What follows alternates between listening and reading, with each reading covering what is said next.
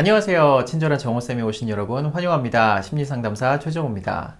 엄마 아빠 입장에선 우리 아이가 친구랑 잘 지내고 눈치도 빠르고 관계에서 센스가 있으면 좋겠죠. 상황 파악 능력이 좋아서 상황에 맞게 적절하게 멘트도 하고 관계에서 이상 징후를 빠르게 느껴서 그 상황을 잘 피한다거나 아니면 잘못을 했다면 사과를 하고 원하는 게 있으면 필요한 요구를 상대가 기분 나쁘지 않게 잘 표현할 수 있다면 더할 나위 없겠죠.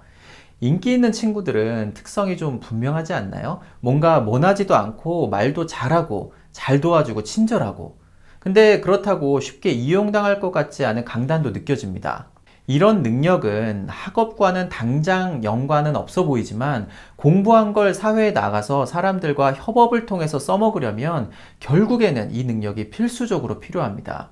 우리는 이걸 사회성이라고 부르는데요.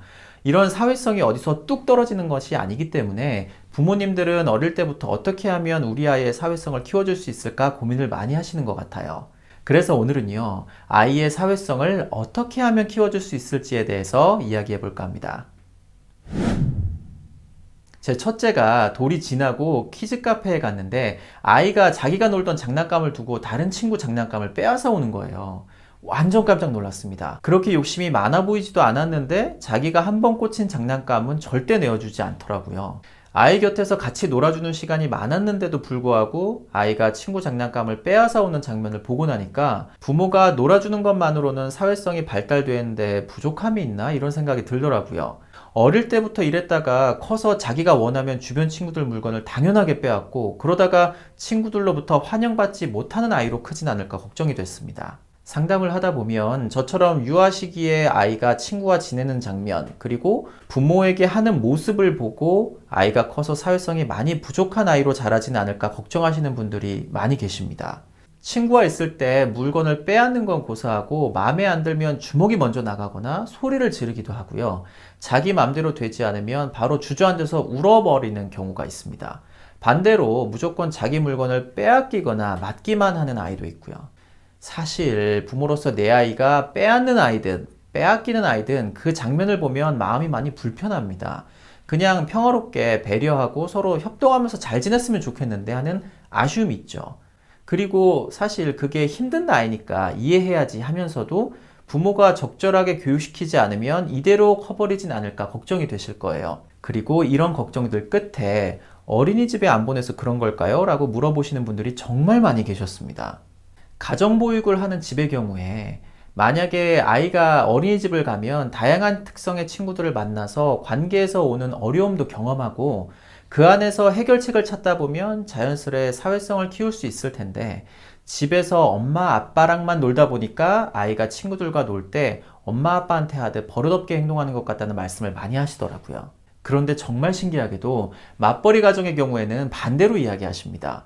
아이가 어린이집에만 하루 종일 있어서 엄마 아빠랑 노는 시간이 많이 부족하니까 저희 아이가 사회성이 떨어져 보이는 걸까요? 이렇게요. 오히려 맞벌이 가정의 경우에는 엄마 아빠가 곁에 있어주지 못해서 아이에게 부족함이 생긴 거 아닌가 하는 죄책감이 더 크신 것처럼 보였습니다. 사회성이라는 게 결국 주변 사람들과 함께 지내면서 배워지는 부분이 있기 때문에 건강한 관계 경험이 중요하다는 건 대부분 다 아실 거예요. 그러다 보니까 어린 나이부터 관계 경험은 시켜줘야겠는데 부모가 오롯이 곁에 있어 주는 게 좋을지 아니면 어린이집에서 또래 친구들과의 관계 경험을 많이 시켜주는 게 좋을지 궁금하실 겁니다.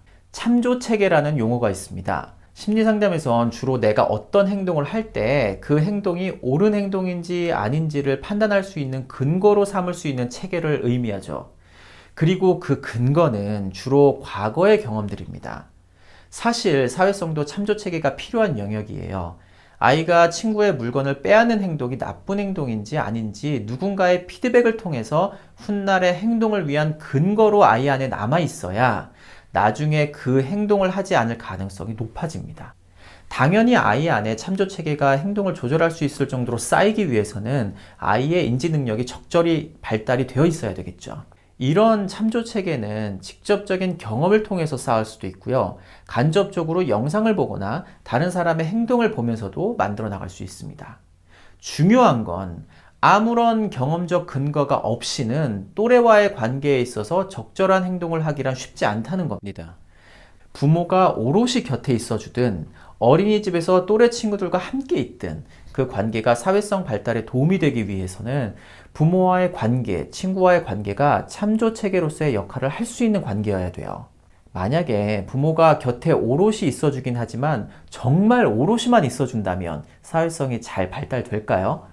아이가 엄마가 마음에 안 든다고 때렸다면 그 행동은 안 좋은 행동이라고 적절하게 가르쳐 주어야 참조 체계로 저장이 됩니다. 아이가 키즈카페에서 친구의 물건을 빼앗았다면 친구 물건이니까 빼앗아 오면 안 된다고 알려줘야 다음 행동의 근거가 돼요. 그렇기 때문에 오롯이만 있어서는 안 되는 겁니다. 어린이집 상황을 한번 볼까요? 아이들끼리 장난을 치다가 누군가 밀어서 상대 친구가 울었을 때 밀면 안 된다고 선생님이 적절히 개입을 했다면 그 행동은 참조 체계로서 기억이 될 겁니다. 물론 한 번으로는 안 되겠죠. 여러 번 반복이 되어야 되고 그 개입의 방식도 중요하긴 합니다. 그런데요, 선생님의 교육적 개입이 적다면 아이들은 적절한 관계 맺음에 대한 참조 체계를 만들어가는 데 어려움이 있을 거예요. 그렇기 때문에 만약에 어린이집에 보내지 않는다고 해서 또래보다 사회성 발달이 늦어지진 않을까 불안해하고 계시다면 저는 그렇지 않다고 답해드리고 싶어요. 만약에 가정 내에서 엄마 아빠와의 관계를 통해 해도 되는 것과 안 되는 것을 자연스럽게 익히고 적응하면서 배우고 있다면 사회적 환경에서 어떻게 행동해야 적절한지를 본능적으로 익히게 될 겁니다. 만약에 맞벌이 가정이라서 아이를 어린이집에 종일 보낼 수밖에 없는 환경이시라면 아이가 집에 온 후에 그리고 주말에 아이의 참조 체계를 길러주기 위한 개입을 반복적으로 그리고 적절히 해주시면 됩니다. 육아는 빌드업이거든요. 개입의 방식이 잔소리나 감정이 들어간 거칠거나 분노의 방식이 아니라면 유아일수록 어른들의 이런 개입이 차곡차곡 누적이 되어야 사회성이 길러질 수 있습니다. 만약에 이 영상을 처음 본 분들이 계시다면 상단에 나와 있는 배너를 누르셔서 제가 처음에 올린 육아는 빌드업이다라는 영상을 한번 보고 오시면 좋을 것 같습니다. 아동이나 청소년들 상담을 하다 보면 문제 해결을 위한 목표가 친구와 잘 지내기인 경우가 정말 많습니다. 직접적으로 학교 폭력 문제나 따돌림 문제로 상담을 하는 경우에는 말할 것도 없고요. 게임과 몰입, 부모 자녀 갈등, 낮은 자존감 문제처럼 직접적으로 친구 관계가 원인이 아닌 것처럼 보이는 문제도 친구 관계를 원만하게 하면 해결되는 경우가 많이 있습니다. 친구와 잘 지내려면 타인과 잘 지내는 게 뭔지에 대한 과거 경험적 근거가 내 안에 있어야 됩니다. 그건 우리 부모님들이 만들어 주셔야 돼요.